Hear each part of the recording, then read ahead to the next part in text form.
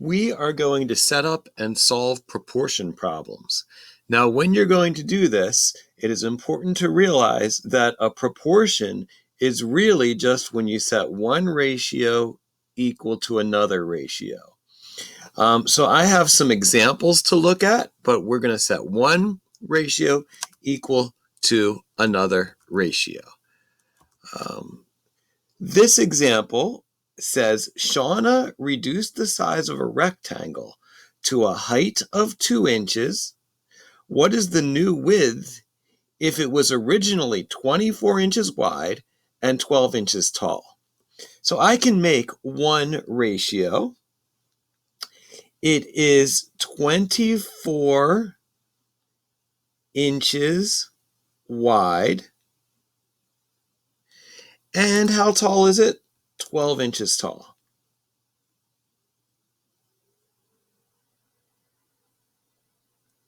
So there's my one ratio, 24 inches wide to 12 inches tall. And I'm going to set that equal to another ratio. My other ratio has to include the number 2 inches, and I see that 2 inches is for tall. It's the height, tallness.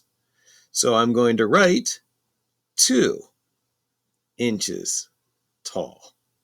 We're not told the width, and so that's what I'm going to figure out. So in this problem, we are not given the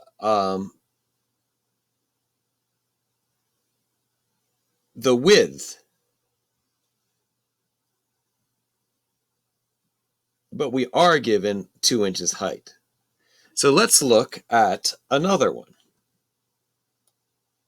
Here we have another problem. Ming was planning a trip to Western Samoa. Before going, she did some research and she learned that the exchange rate is 6 tala, that's the currency in Samoa, for $2. So I'm going to write, get a different color here. This time I'm going to write $2 for 6 tala. Doesn't really matter which one you put in the numerator or the denominator, as long as you're consistent. My numerator has to be dollars now to be consistent, and my denominator is going to be tala. Let's go back to the problem.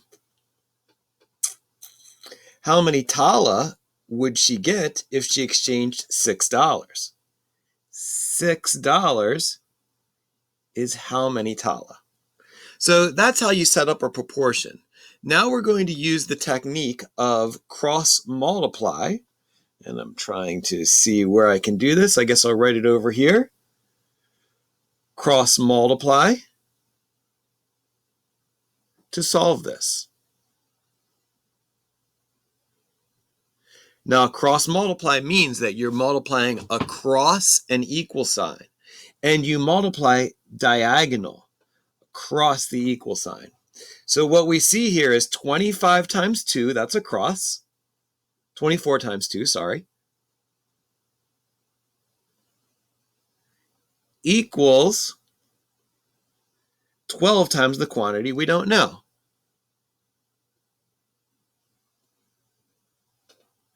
Well, 24 times 2 is 48.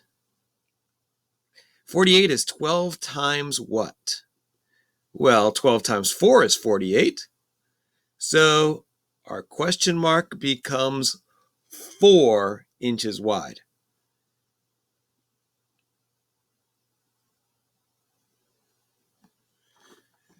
All right, let's try this last one. Oops. See if I can maybe move this. There we go. Okay, now I'm going to cross multiply on this last one.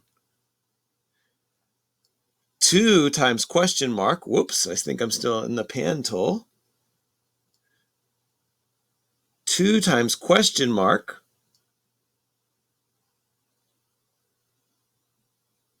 equals 6 times 6.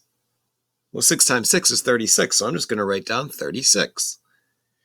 2 times what number is 36? Well, that number would be 18.